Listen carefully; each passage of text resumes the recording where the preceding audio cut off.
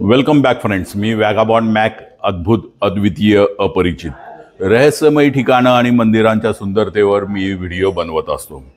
मित्रांनो, सध्या मी कुडाळ ह्या शहरामध्ये आहे आणि कुडाळच्या आसपास असलेली जी मंदिरं आहेत ती मंदिरं मी बघत आहे. तर आज मी घेऊन आलेलो आहे तुम्हाला लक्ष्मीनारायण मंदिरामध्ये वालावलला. तर चला व्हिडिओला सुरुवात करू. लक्ष्मीनारायणांचं दर्शन घेऊ आणि या मंदिराचा फेरफटका पण करू. श्री लक्ष्मीनारायण मंदिर वालावल कुडाळ शहरापासून 15 किलोमीटर अंतरावर असलेलं हेमाडपंथी वास्तुकलेचं उत्तम उदाहरण आहे. गर्द वनराईने नटलेलं वालावल गाव आणि मंदिरास लगतचा सुंदर शांत तलाव मंदिराच्या सौंदर्यात अधिकच भर घालतो.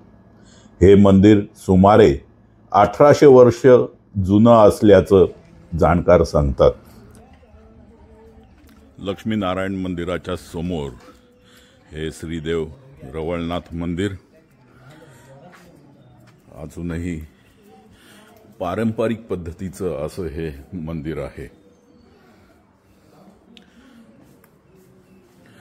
कोकणातल्या मंदिरांची विशेषता असलेली ही पताका सजवून तयार केलेले हे सभागृहाचं छत, खांबांवर आधारलेले लाकडी छत आणि वरती साकारलेले कौल ही कोकणातल्या मंदिरांची एक विशेषता आहे. आतमध्ये आहे रवळनाथ यांचं मंदिर.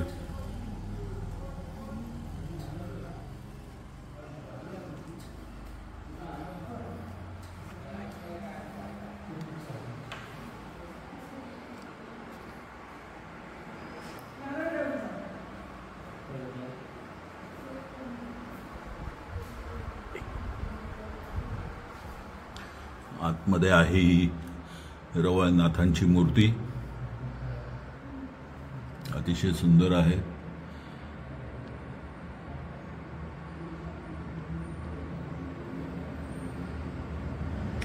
आणि ही बाजूला ही कुठली मूर्ती आहे?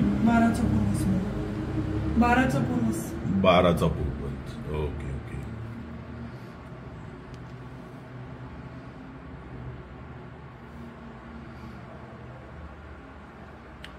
छोटं पण छान मंदिर आहे.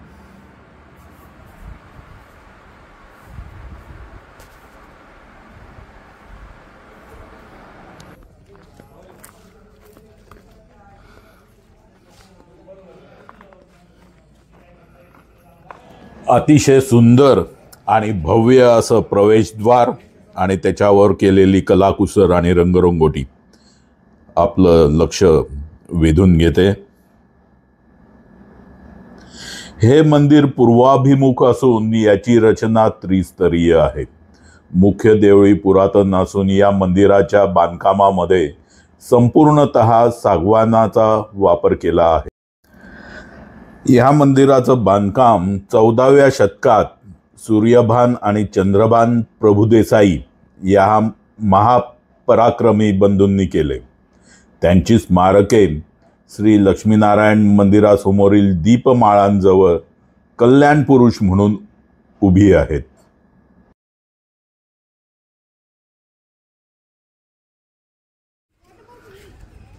कोकणातली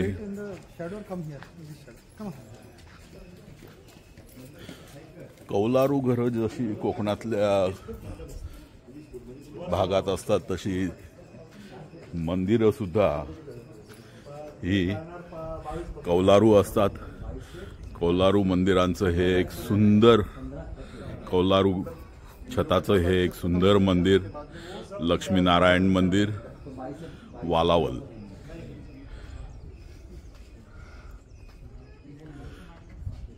छान कौल आहेत, छत आहे. अजूनही पारंपरिक असा जो स्थापत्यशास्त्र असतं कोकणातल्या मंदिरांची विशेषता असते तसंच हे मंदिर अजूनही आहे. गर्भगृहापुढचा सभागृह हॉल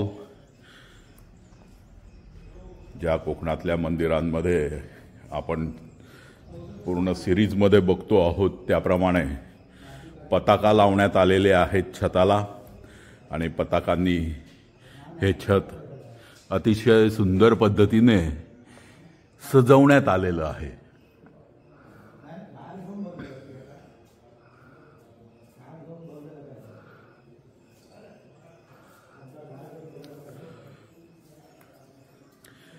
हा विस्तीर्ण असा सभामंडप आणि अंतराळात जाताना आपलं स्वागत केलं जातं ते एका सिंहाच्या मूर्तीने। अतिशय सुंदर अशी ही सिंहाची मूर्ती आहे। अतिशय विशाल असा हा कुर्मावतार जवळजवळ 3 फूट बाय 3 फूट एवढ्या आकारामध्ये हा कुर्मावतार आहे।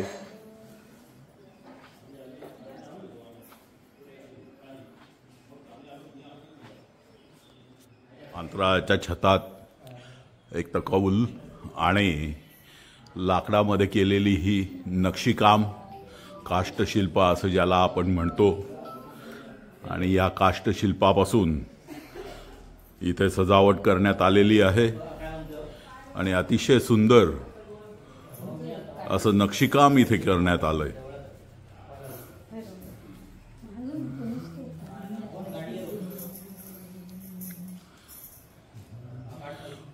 कोकणातल्या या मंदिरांची विशेषता असते की मंदिराचं जे शिखर असतं ते गर्भगृहाच्या वरती नसून हे अंतराळ किंवा सभागृह किंवा सभामंडप जो असतो त्याच्यावरती बनवण्यात येतं।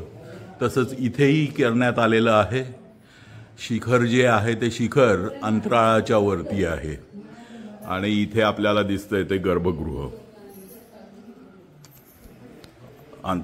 गर्भगृहाच्या प्रवेशद्वारावर ही केलेली नक्षीकाम काष्ठशिल्प आहे।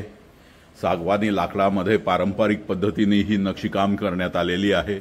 त्याला रंगरंगोटी ही खूप सुंदर केली, आकर्षक आहे आणि ललाटबिंबांवर आपल्याला दिसता आहेत ते श्री गणेश आणि आतमध्ये लक्ष्मीनारायणांची मूर्ती। इथले जे खांब आहेत गर्भगृहाच्या इथले ते काळ्या पाषाणामध्ये बनवलेत आणि त्याला सुंदर असा कलरही करण्यात आलेला आहे। नक्षीकाम खरोखरच सुंदर आहे पाषाणातलं।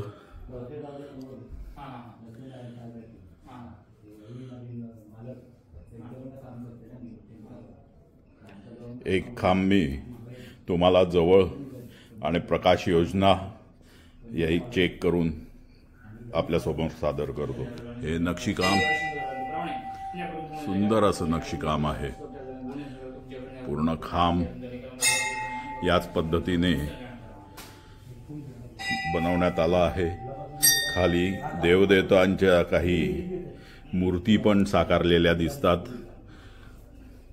पूर्णपणे काळ्या पाषाणामध्ये बनवलेला हा खांब आहे आणि त्याला रंगरंगोटी सुद्धा काळ्या रंगाचीच असल्यामुळे दगडात निसर्ग जिवंत होत आहे। हे तरंग काल आपण सप्ततरंग बघितले होते, इथे 4 आहेत।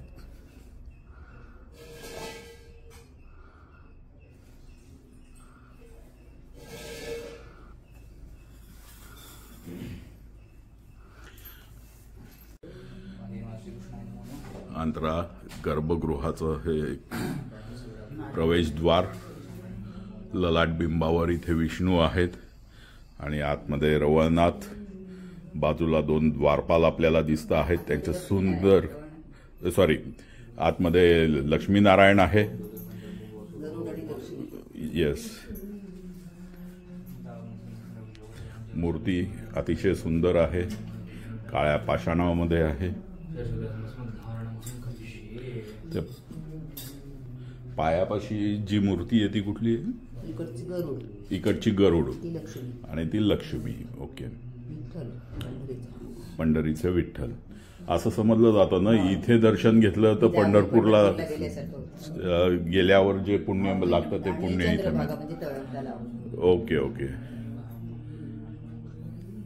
अतिशय सुंदर आहे आणि नक्षीकामही खूप छान आहे. खरंच एकदा येऊन बघण्यासारखं हे मंदिर आहे. कोकणामध्ये तुम्ही येत असाल तर ह्या मंदिराला भेट देण्यासाठी जरूर जरूर या. मंदिरांची जी विशेषता असते ते इथे छतावर सुद्धा मूर्त्या कोरण्यात आलेल्या आहेत. लाकडाच्या मूर्त्या आहेत आणि त्या छतावर कोरण्यात आलेल्या आहेत. खूप सुंदर आणि आश्चर्य करणारं, आश्चर्यकारक असं हे नक्षीकाम आहे. मंदिराला साधारणतः 800-900 वर्षाचा इतिहास माहिती आहे. मंदिर त्यापेक्षाही प्राचीन आहे. खूप सुंदर असं नक्षीकाम करण्यात आलं आहे. प्रकाश योजना थोडी गडबड असल्यामुळे सगळ्याच मूर्त्या आपल्याला व्यवस्थित बघता येत नाहीयेत, पण मी ज्या दाखवता येतील त्या आपल्याला दाखवण्याचा प्रयत्न करतो आहोत. अतिशय सुंदर.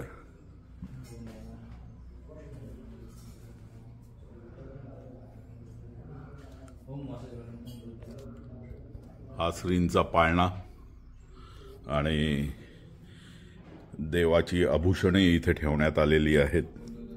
झालर, चावरी आणि इतर वस्त्र अलंकार. मंदिर सभोवतालचा परिसर खूपच निसर्गरम्य आहे. मंदिराशेजारी एक तलाव आहे. त्यात फुललेली कमलपुष्पे रसिकांना मोहिनी घालतात. असे म्हणतात, गावातल्या माणसाला या तलावापासून काही भीती नाही, पण बाहेरच्या माणसांना मात्र तो हमखास ओढून नेतो. असे काही प्रकार घडले आहेत. त्यामुळे बाहेरील व्यक्ती तलावात सहसा उतरत नाही. वालावल गावची कोणतीही व्यक्ती पंढरपूरची वारी करत नाही, असा गावचा रिवाज आहे. श्री देव नारायण देवस्थान जागृत असल्याचा येथील लोकांचा अनुभवही आहे. अतिशय सुंदर कलाकुसर, पावित्र्य आणि वास्तुशास्त्र, त्याचबरोबरीने निसर्ग संपदा ही कोकणातल्या मंदिरांची वैशिष्ट्ये असतात. या सिरीजमध्ये अशीच कोकणातली काही निवडक मंदिरं मी आपल्या भेटीला आणलेली आहेत. हा प्रवास पुढेही असा सुरू राहील. तर मित्रांनो, तुम्हाला हा व्हिडिओ कसा वाटला? व्हिडिओ आवडला असेल, येवा कोकण आपलोच असा सिरीज आवडली असेल तर चॅनलला लाईक करा, कॉमेंट जरूर करा. परत भेटू अशाच एका नवीन व्हिडिओमध्ये कुठल्या तरी मंदिराच्या शोधात. तोपर्यंत काळजी घ्या. Take care and good bye.